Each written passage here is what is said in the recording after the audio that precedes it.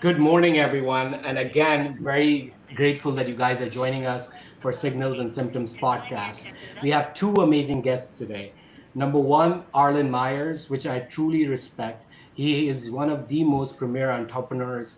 He created the Society of Physician Entrepreneurship. We'll talk to him more about it consistently. And of course, my good friend, Mohammed Siddiqui, who definitely lives up to the title of Visionary Chief Information and Development Officer, driving the true spirit of CIOs in healthcare at Reed Health. So, again, I'm very grateful.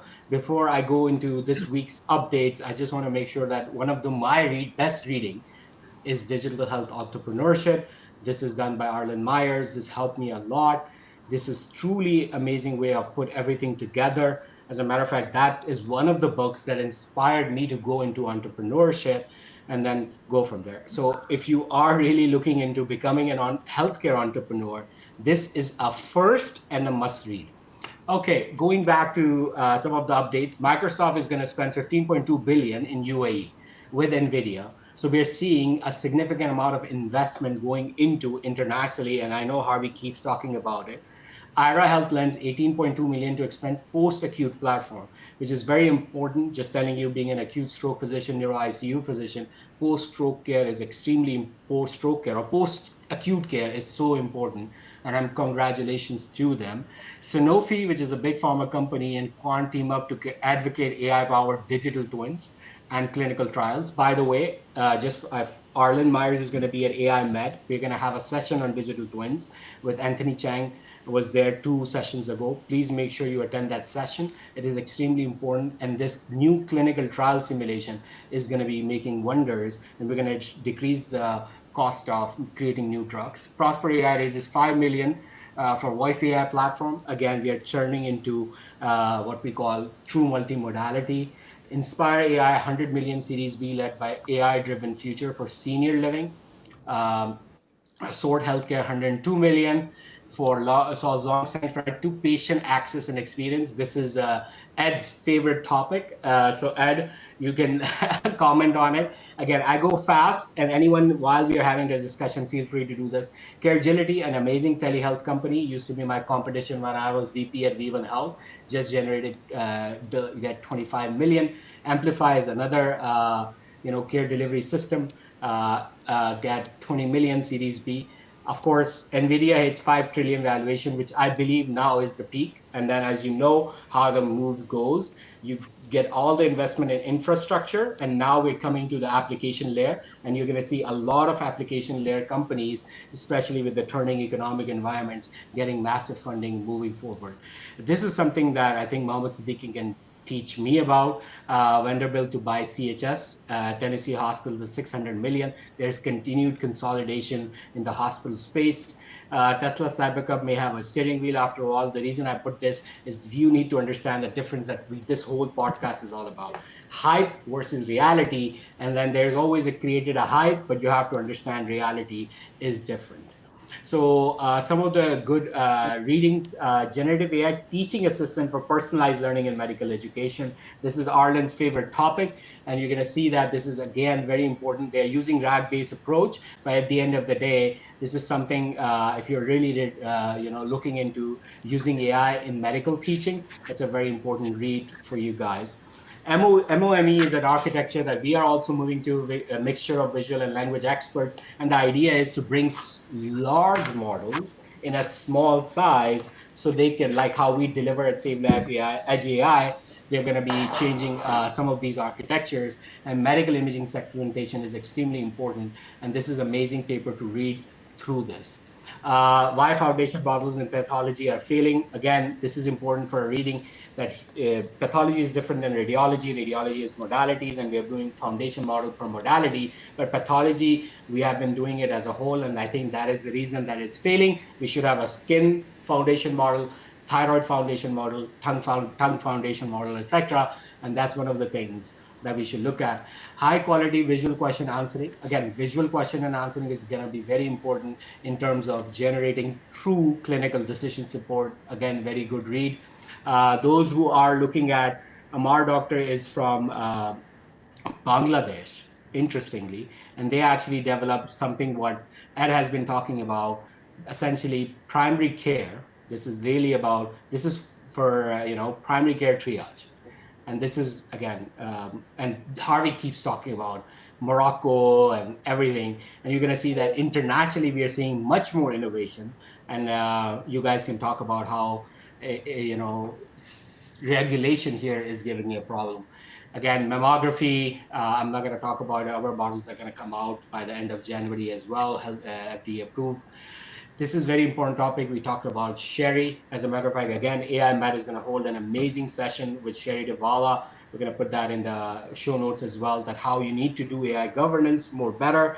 Amazon is laying off 30,000 people. Sorry about this, 30,000 people. And then, of course, we're going to see this. We're going to go ahead and see what it is. Qualcomm launches AI chip to challenge NVIDIA dominance. I think it is time that somebody does come up with this. Again, NVIDIA's is not about chip only, it is about the software stack. Just a reminder. Saudi Arabia is a new power play in exporting AI to the world. As a matter of fact, I had two last meetings, both of them highly interested.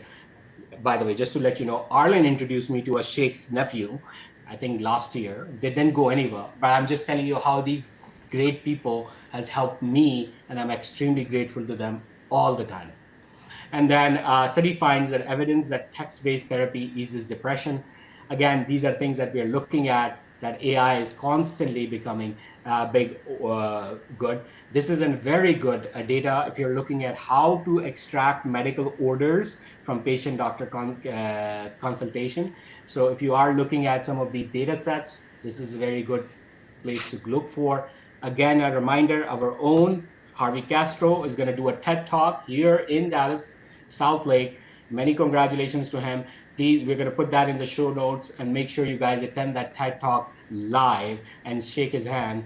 I am very, and then of course, I finally have a physician who's available and who gets Mr. Meet Dr. Grok. Again, this is something I want to really get into with Sherry. That is actually Ed's wife, and she's writing a book, and we get her opinion into it. And when we go and dive deep into it, again, a reminder at AI Med.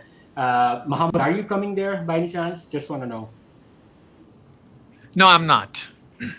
Okay, well, next time, because that's important. And now, Mohammed's is actually wrote a beautiful. Actually, I'm going to pull it up in a minute. I don't know why I actually missed that within the saved ones. So we're going to go ahead and start our conversation. And then, as usual, Hari, go ahead and start with your first question. Well, honored to have you guys here. Love this group. Dr. Myers, I'm excited about seeing you next week. And, for me, one of the top questions for me personally, I want to know, what do you think is kind of holding us back in the AI healthcare world? Is it the education system? Is it the culture? What are some of the things you think can really help that move forward? You're on mute, buddy. Can you hear me now? Yep. Good. So what do I think is holding us back? Personal, organizational, systemic, and societal barriers. So that's a big stack.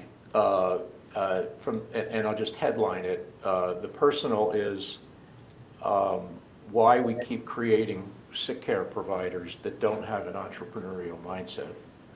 So it really has to do with the mindset and the culture of medical education, and that's a whole other conversation. Organizationally, there's a whole list of resistance to change and why that happens, not the least of which has to do with trust and cost. So what we're seeing is, where's the beef? And we're seeing this in the market. These companies have created such high valuations, but the real issue is, where's the ROI and who's going to pay for this over the long run? From a systemic standpoint, there's a whole host of federal and state and regulatory agency barriers to launching this thing. And it's in politics and everything that we're seeing. And from a societal standpoint, there's this whole doom and gloom and, is this the savior of civilization or is it the destroyer? It's the next Oppenheimer moment. So this is a pretty complicated, wicked problem. It's a multi-systems engineering problem. There probably is not one clear solution. People are sort of fooling around with different models and states and agencies and teams and all that other business. But that's the bottom line. So what do? You can't just throw up your hands and say, well, gee, this is just too big of a problem for me to deal with. So I think you just have to pick your spot and try to make a difference at some level. And as you know, I've been pretty involved in medical education and sort of personal development and physician entrepreneurship and mindset change and all that other stuff. So there's plenty of room for improvement. It's a pretty big sandbox where people can play, and it's just a question of where you want to play. Yeah. Thank you. Any of you guys, what do you guys think? Ed and Dr. Mohammed? Yeah. I think, first of all, thanks, Jeanette, to having me on this podcast. It's very, very hard for me to come with Dr. Arlen and Dr. Harvey Castro and my mentor and my coach, Ed Marks, and say a few words about my opinion on this. But I agree with Dr. Myers as well. I think justifying the cost to implement AI and resistance to change, I think those are the key foundation things that really holding us back. But I think this time, one thing I can see a change now. I finally seeing in last 12 to 18 months, where AI just not become a shining object anymore. It really bring a value to any organization, right? Let me just paint a picture. I work in the healthcare systems. Just imagine 6:45 primary care doctor wanted to go home. He cannot go home because he has to close the chart. He still has to go and look at the flood of email that comes through the inbox that he has to respond it back. How about if the AI can comes in a picture, be able to help them solve the problem where they be able to go home on time? And I have an amazing testimonial that I have seen coming from our provider's family. As a matter of fact, one of the providers' wife called me and said, thank you, Muhammad, whatever you implemented, he's coming home on time, be able to spend some time with the kids and able to go to the baseball game with my son. So I think unless or until we see that kind of lucrative benefit for end users, we would never be able to successful for adoption.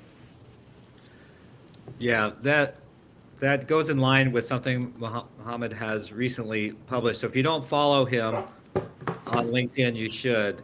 He's definitely one of the main thought leaders on the CIO, Chief Digital Officer side of the house, and able to bridge that gap very beautifully, and has great international experience. So it's a mutual mentorship that he speaks of. But you recently wrote, I think it was about a week ago, Mohammed, you had this great post, and I was wondering if you might go into it a little bit deeper.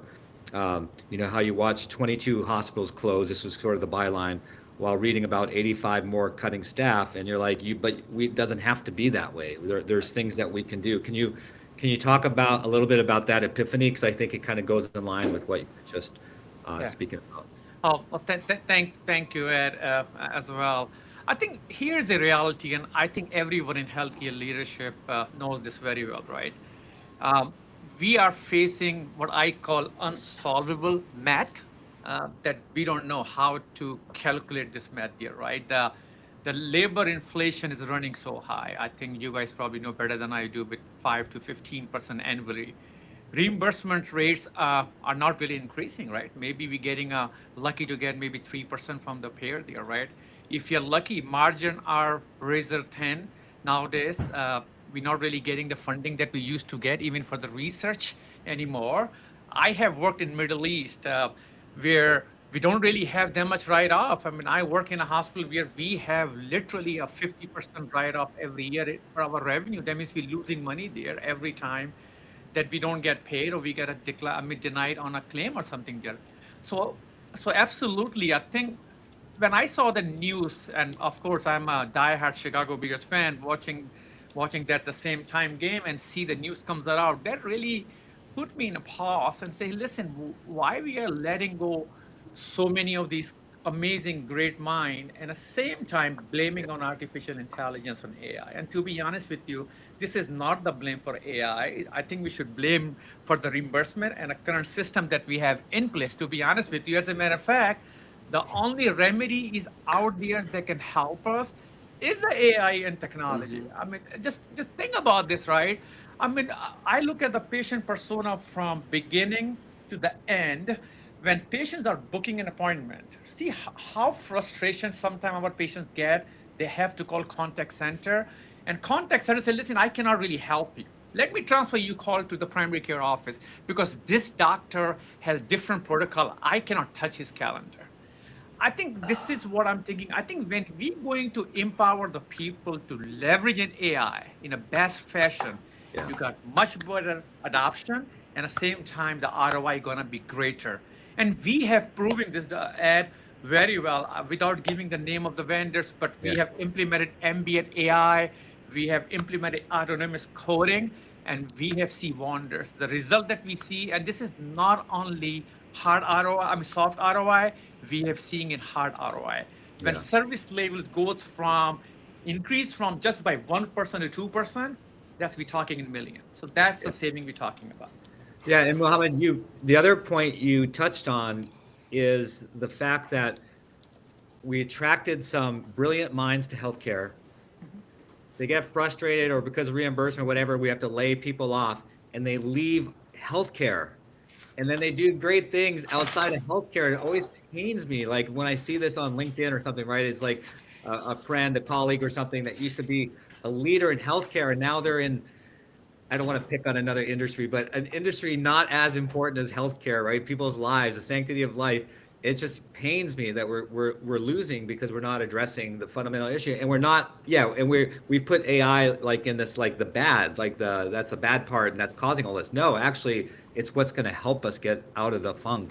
Short of complete, we can't really solve that today. A complete, redoing of our healthcare reimbursement system and way we get paid. But yeah, AI, we should be embracing it and embracing these minds and getting more of these brilliant minds into healthcare to solve some complex issues. And Ed, to be honest with you, add to that as well. What really excites me the most, I finally see the AI move out of the lab into the workflows, right? Yeah.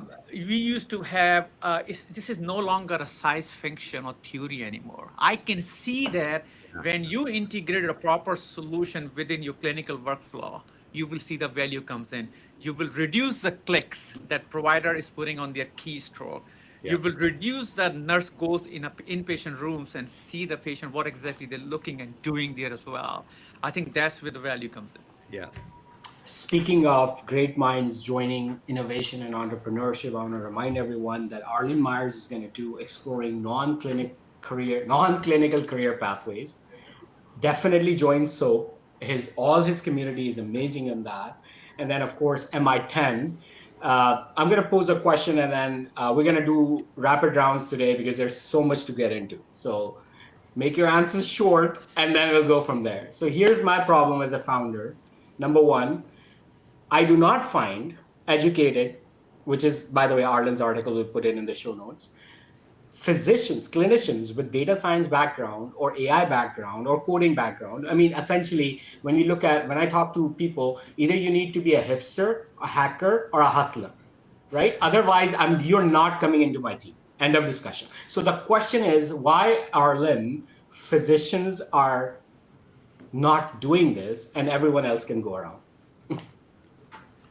Well, the is because they're not trained to do it. Two is because that's not why they got accepted to medical school or grad school or whatever. Three, because there's frankly just not enough incentive to do it. So and it's going to take a long time for, I've written this concept of the new triple threat. And the new triple threat, the old triple threat, like me in academics, was, clinician, researcher, patient, educator. That is no longer a viable business model as far as I'm concerned for the academic medical center faculty. The new triple threat will be clinician, technologist, entrepreneur. And we just simply don't have the infrastructure to produce those kinds of folks.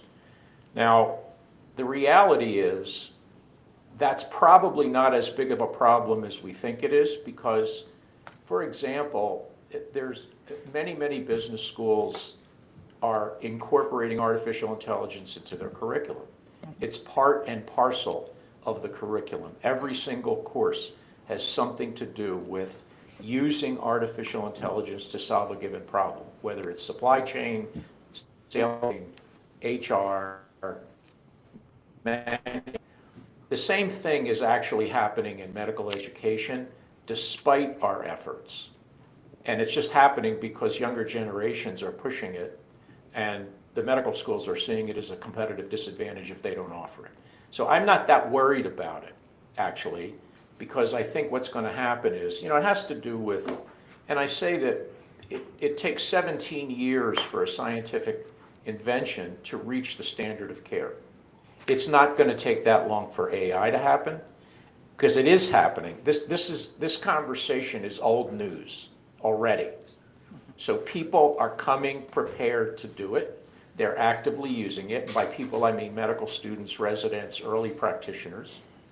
The problem is that it's the blind leading the blind when it comes to the faculty because it's an adoption curve. They're the laggards, and they have to wait to die or retire before they can be replaced by people who sort of get it. So I'm not that worried about it, actually, because I'm seeing a whole bunch of medical education reform. Harvey, our own hipster, hustler, and hacker, what are your thoughts? How can we replicate you at mass level? Yeah. Well, thank you.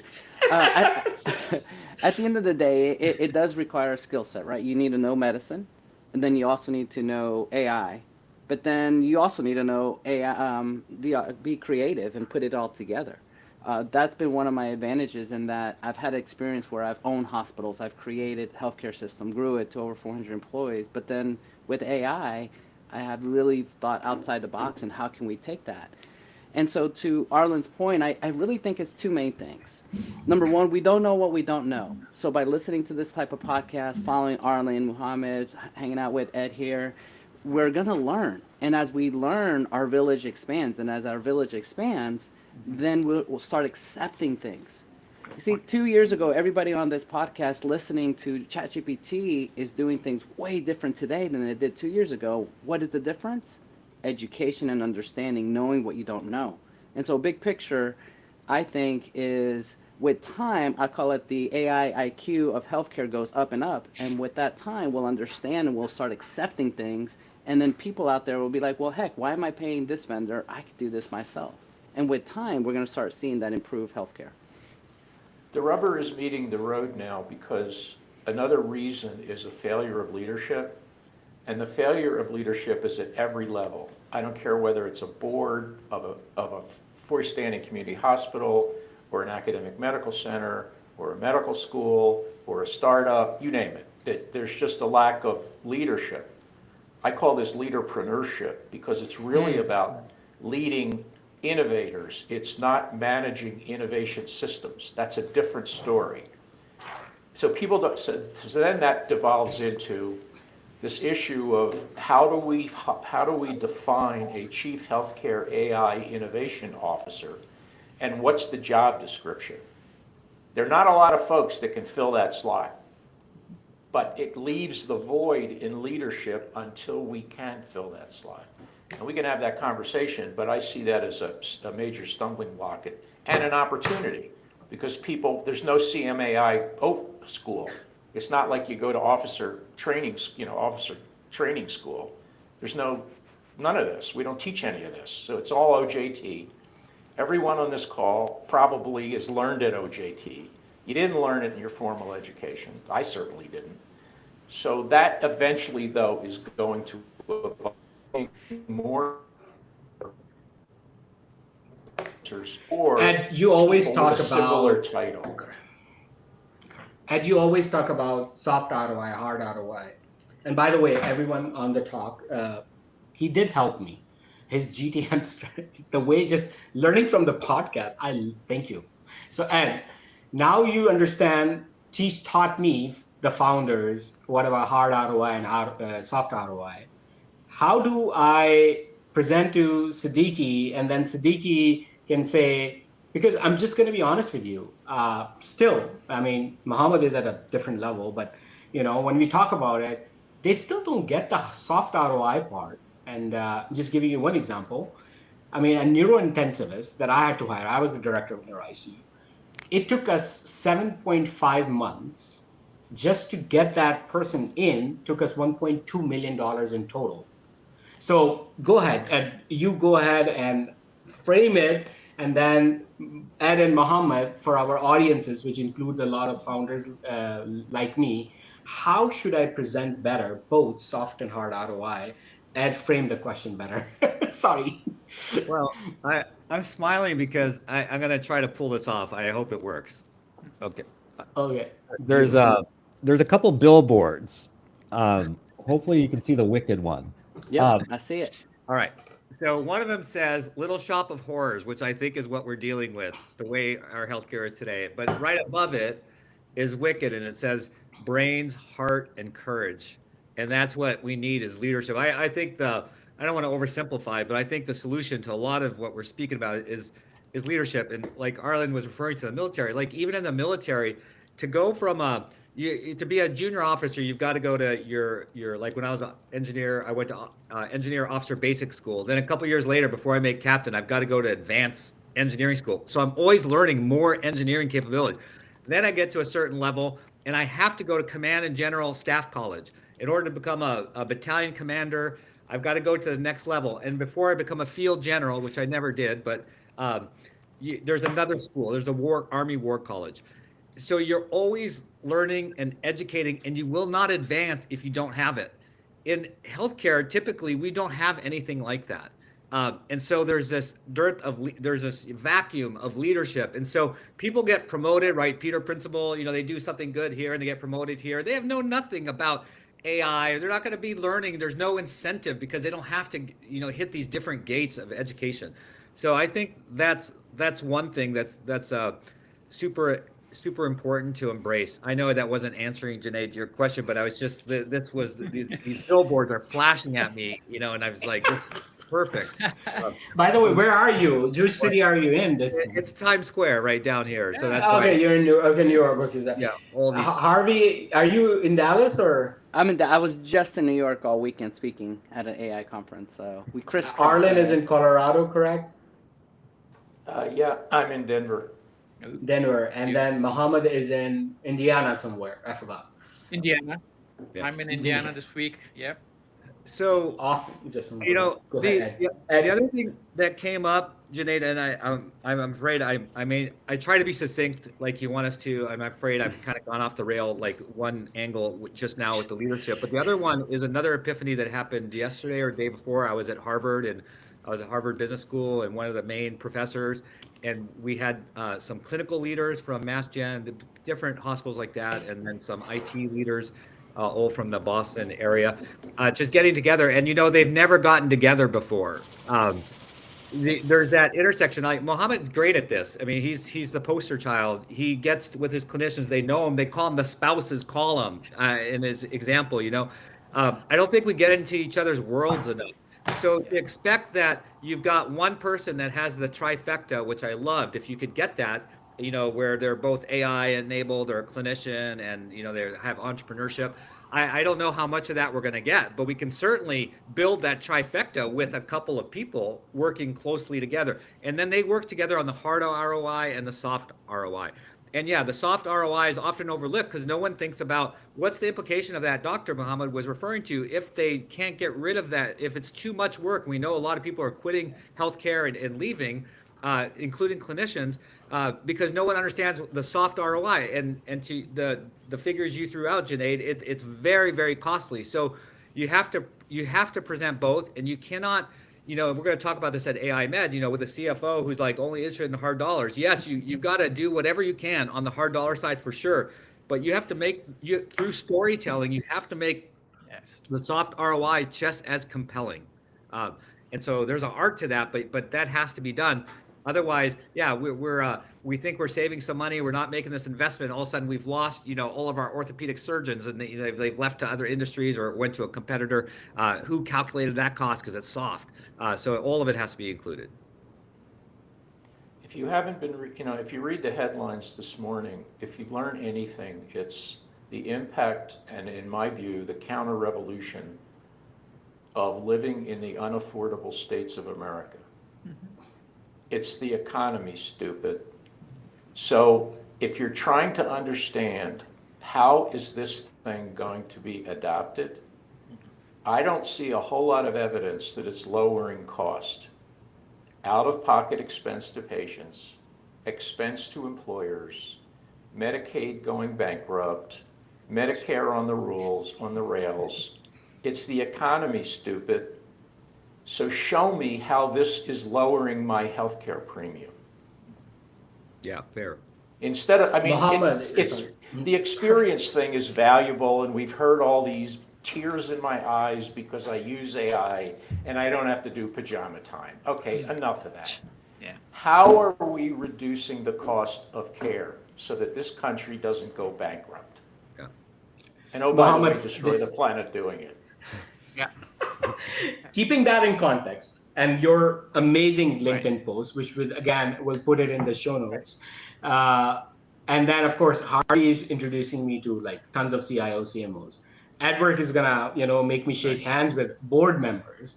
But I want to create that story as a founder, and which are married listeners. And this is all about two problems. Number one, how as a clinician, even a hipster hacker, something like me, still need to create that story properly for soft and hard ROI. That's number one. And number two, even being a director of neuro ICU, a VP of clinical strategy, talking to at Aurora Advocate senior executives, I see how do I close that gap from a clinician entrepreneur to talk better finances. Yeah. I think that's a great question. I think the best clinician founders that I work with understand the problem deeply. I think that's very, very critical. I think this is what Dr. Castro mentioned earlier as well. They not only know the problem, they basically lived in the problem. They know exactly what the person is dealing with. So, and I think we also see the bigger gap between the solve my pain points, right? Does this drive measurable ROI at the scale, right? And I think this is where the job of a CIO today, or what I call a modern CIO, is building the bridge, the gap between those two words, right? The word number one would be, hey, listen, am I gonna get some measurable ROI, not only the soft ROI? Of course, Dr. Meyer just mentioned about the pajama time is one of that ROI, but for CFO, that's meaningless for them, to be honest with you. For what CFO really looking for, hey, listen, will that allow me to get more service level? Will that allow me to get more, shrink the appointment time so I can see more patient that day? So when we deploy any AI solution, and I'll give you an example of my own health system, whether it can be clinical documentation, decision support, coding automation, anything we name it, we just don't train everyone and hope for the adoption, right? We build the report to identify what are the stakeholders that we need to train on, right? The clinicians who are integrated in the tools fully and be able to utilize that, right? Then we study and we get the data out and say, listen, what exactly this person is doing before we deploy the AI solution versus now, right? And what we found sometime is very fascinating, right? Our top performer, not necessarily the most tech savvy, to be honest with you, yeah? They were the one who figured out the optimal workflows and integration, right? So when to activate an AI, how to review the output efficiency, right? And where it's naturally fit into their existing platform. I think that's the key. I'll give you a perfect example. We went live when GPT became a big hype around 18, 20 months ago. Our electronic medical record system embed that for our inbox. And Reed Health is not really a big health system. We get close to 42,000 inbox messages for our providers, 42,000 every month. And the GPT was reviewing those messages, auto-drafting automatically. Just imagine the time it's gonna saving it. Yeah. for our provider every single day. So when we take a look at the insight, and sometime we do have an opportunity to improve our training, right? And adoption will get better there as well. But we just don't, we just don't look at on the how much time is being saving there as well, right? And then we able to see the data, right? So like for example, to look at the hard ROIs, a hospital saving 15 minutes per discharge summary, right? I'm not a doctor. We got a couple doctors are here. Doing 8 to 10 discharges, that's over 2 hours a day, right? Multiply that across your hospital's team for the year. Certainly you're going to be talking about equivalent to full-time provider. And imagine if you are short staff on hospitalists and you bringing in locum, that double the cost of any hospital today. That's the story. That's Ed just talked about it. You need to build the story and tell them a difference there as well, to be honest with you. I'll give you another example there. We collect at Reed Health close to $14 to $15 million alone using our mobile application. Collect the co-payment and a payment. Just imagine that if I have to hire 6 people, you have to print the statement, you have to mail the stamps, and you have to collect the payment. Now you are doing only in your palm of your hand in a smartphone. I think we as a CIOs need to tell the story to the CFOs and the stakeholders. So beautifully said. So beautifully said. And again, a reminder, Edward Marks is going to do an amazing session at AI Med bringing multiple CFOs. Make sure you join it at AI Med. And again, grateful to both Harvey and Ed to help me structure my story. So I'm always thankful to my experts in the room. Harvey, the ball goes back to you. Sorry, go ahead. Sorry. I want to add one last thing on the same topic, Junaid. You asked about entrepreneur. I think for my definition for the best partner is just don't sell the product and walked away, right? They help a CIO to build the evidence. And I think this is what we're missing today, to be honest with you. Yeah. Junaid, there's 8 people in the buying group. When you're trying to sell a product to a healthcare organization, and to your point, they all want to hear a different story. There is no one story. Nurses want to hear one thing. IT wants to hear another thing. Supply chain, central supply, etc. The problem is the Rubik's Cube is putting all those together in a single decision maker. Yeah. So the challenge is finding out, the game is rigged. There are all these gatekeepers, and if you just keep banging on the door, you're not going to get anywhere. So you have to understand that the game is rigged, that this is a people-to-people, who do you know and who knows you? Who do you trust when you make the referral? Who are these guys anyway? And you have to tell the story to the decision maker and get to the decision maker to make the close. And this just has to Very do with well sales and marketing and making the close, and that's about telling the story. And it's another gap, incidentally, in medical education. We don't teach doctors how to sell. That's why you need friends like Harvey Castro and Edward Marks. Harvey, go ahead. You want to ask a question? You're mute, Harvey. Okay, just a couple of points. Dr. Myers mentioned the environment. He kind of hinted at that with AI. We're working with putting data centers in space because of the whole energy and all of that. So I'm really excited. Just wanted to plant that seed. The second part is I really think we're talking about something that we don't see coming. And I think the following. The rest of the world is spending a lot of money and time and resources into AI. They have a different culture, they have a different healthcare system, they have a unified health, electronic medical record that everybody has access to some of these countries. And as a result, they're going to be doing things that the United States are going to say, why can't we do that? And my prediction will be, I think the citizens of the US will start seeing X country, Y country, and say, you know what, why don't we have this? And the politicians are going to look at the GPR and saying, you know what? Sorry, doctors, we're going to change this about medicine, and here's the law. And I really think we're going to start seeing some major changes that'll be mind-blowing. So that's just my personal bias. Thoughts, guys? You have the next question. Well, no, I'll let you go ahead. Go My ahead. thought to Okay, you, all right. Harvey, is that this argument of looking at other countries' healthcare system is a fool's errand. A country has the system it has because it reflects their values and their history. And no two countries are the same. Yeah. So Yeah. I would disagree with you. And I would say that we've been fighting this battle for 100 years. Why don't we have a nationalized health system like the Brits? Why don't we have a system like fill in the blank? Because we're American. And because our value system is based on capitalism and a suspicion of centralized government that is very different from many other countries in the world. It's just not transferable. Some pieces are. Nobody can argue with global data interoperability. But the execution of it to save money and make it work for the masses is a totally different story. Yeah, I disagree. We'll see. We'll see how things play out because I think So economics just to going give both you ways. the will make it hackers, change.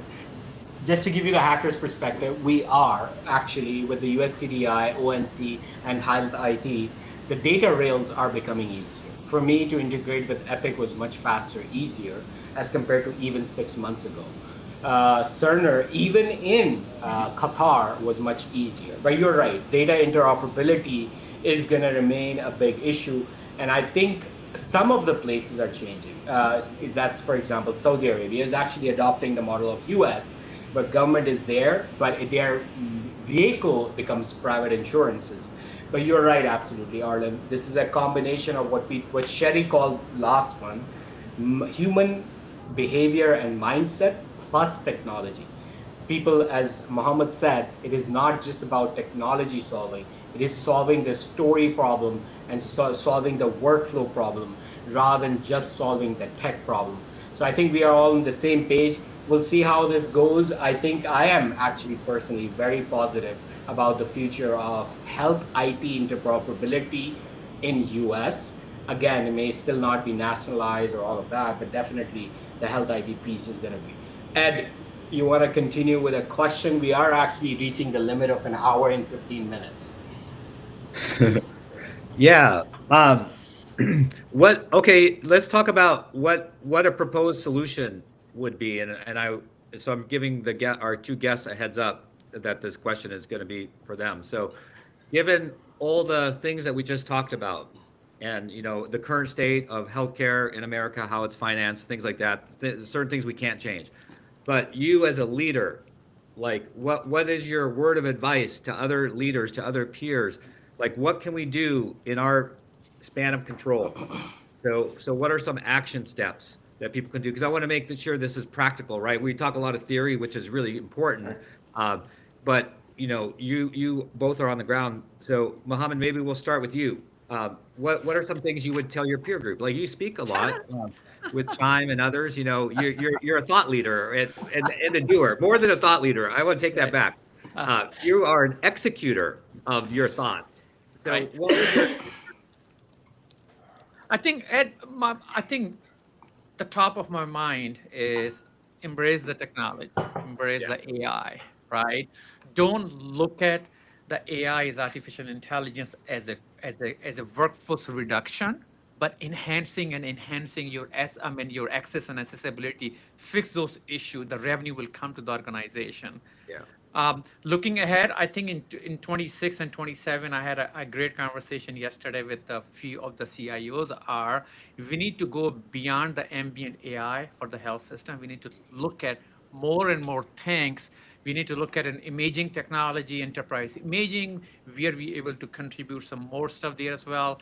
We need to see how we're going to enhance the CIO, the smarter CIO, the modern CIOs are looking beyond day-to-day infrastructure, to be honest with you. They need to get more involved in day-to-day operations. They need to get more involved in a transformation there as well, because they need to understand their pain point, just like a founder entrepreneurs are. Well said. As a matter of fact, Mahmoud, I will take you one step further. I think the CIOs need to involve in the design process itself. Because I'm designing something for acute stroke, insane, amazing, whatever.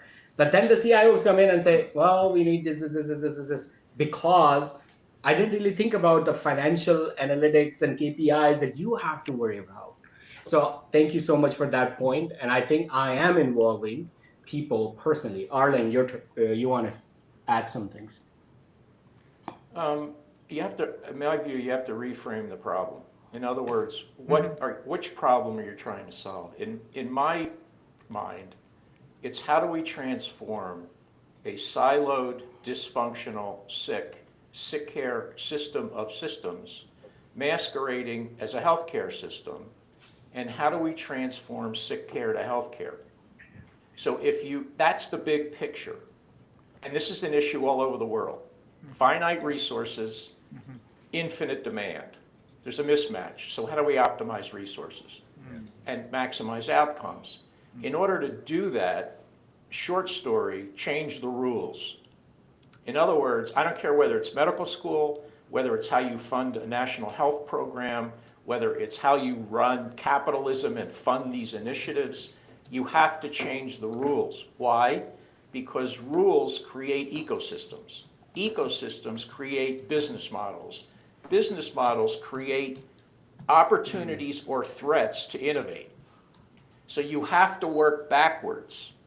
And until you fix the rules, you're just trying to screw a square peg in a round hole. The business model doesn't work. And I don't care how much AI you throw at it, it's not going to fix it. So if you didn't vote, I love shame Arlen. on you. Yes. It took you are so right. Hari, go ahead. I know you. Actually, you had a couple of amazing questions. Do you want to throw some of those out that we haven't hit yet? Junaid? Sure. So number one, Mohammed, when people come in, I know I'm a founder, which is by extreme pressure, and I started as an investor like Harvey, and of course Harvey is invested in my company. But the core problem that when founders come to me, is that they don't realize that it's very different than creating a Notion product or marketing LinkedIn product or etc. Because it is generally D2C or B2C to B2B to B2C. Healthcare is very different. It is insane in the terms of, first, nobody freaking knows who's going to pay for it. And then how do you, Arlen and Mohammed, teach the next generation of clinician leaders? Again, Mohammed comes from, and Ed comes from different space. They actually talk, honestly, at sometimes a different language than neurology, neurocritical care, and, etc. How do you help the future set of founders to become entrepreneurs, but answer the first question in a better way? Who is paying for this AI? This way they understand that, is it the insurance company? Is it the hospital? Is it the physician? Is it the patient? So that they understand this core problem, the clinician entrepreneurship problem that exists. Build an economic support system. We're all wrapped up with a clinical decision support system, but when it comes to a clinician or an end user, knowing what something costs and whether it actually adds value, they're curious but clueless. You can't expect them to know this. It's too opaque. You have to give them the data and the information, not the data. You have to give them point of care guidance at the time of clinical decision making as to what this costs and does it add value. And you just can't do it. So my pitch is create, much like clinical decision support systems, economic support systems. What is it going to cost? I'll give you an example. When you're seeing a patient and there's 53 different antidepressants you can prescribe, most of which do exactly the same outcome. Some cost 2 cents, some cost $6, some cost $150.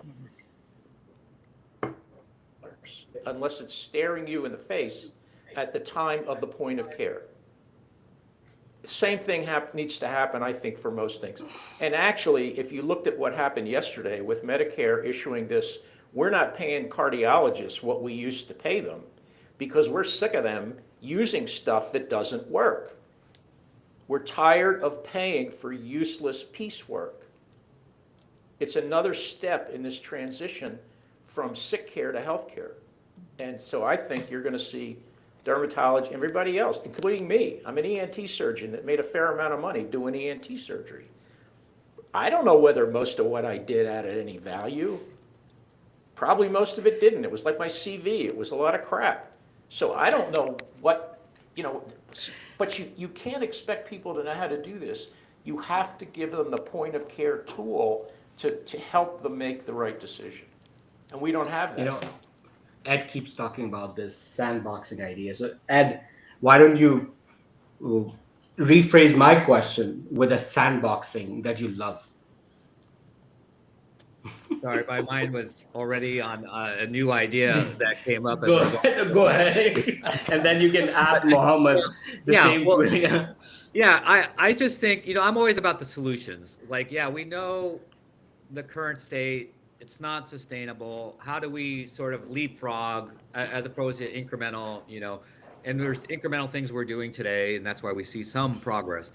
But you know how we've been talking about, hey, we have a physician and they don't necessarily understand the business. So what does the physician do? They go to Harvard Business School and they get their MBA, and now so you have these two pieces, and then they learn the tech, and so that's great. What about, so I was flipping it in my mind, what about the CIO or the tech leader who's not a clinician? And they're super smart, like Mohammed and I, we go out and we learn operations, which Mohammed talked about, and get involved, and we get that level. But there's no equivalent MBA clinically. And that's where my mind is at right now as we are talking, is like, whoa, and probably someone already created this. But exactly how physicians are going to get their MBA to kind of learn the business side and meld it together in that trifecta that was described earlier. Where does the CIO go to get clinical chops? Is there a 2-year program, immersive program, that I learned all about being now? I'm not going to get a license to practice. I'm not saying that, but I'm going to get like super deep in the clinical world. I think that's going to help propel, because what's lacking on the tech side is there's very few people like Mohammed, very few. 90% are more like the network, is it on or not? They're not thinking like he thinks, and no amount of further sort of tech education I don't think is going to help. I think we need to create this MBA equivalency on the clinical side, so that people like Mohammed and I in our peer group, we could learn more in depth on the clinical side. So Harvey is working on some of these, software as a solution for exactly what we call decision support system for AI vendors. And Mia and Harvey and Ed are going to meet in San Diego, talk more about it. It's going to be Harvey's project, not mine. But just FYI, you, Ed, we should, I don't know, somehow meet. Sorry, Arlen, go ahead. You can quickly. What I was going to say, Ed, is your point is a missed opportunity for medical schools, and I've told them this.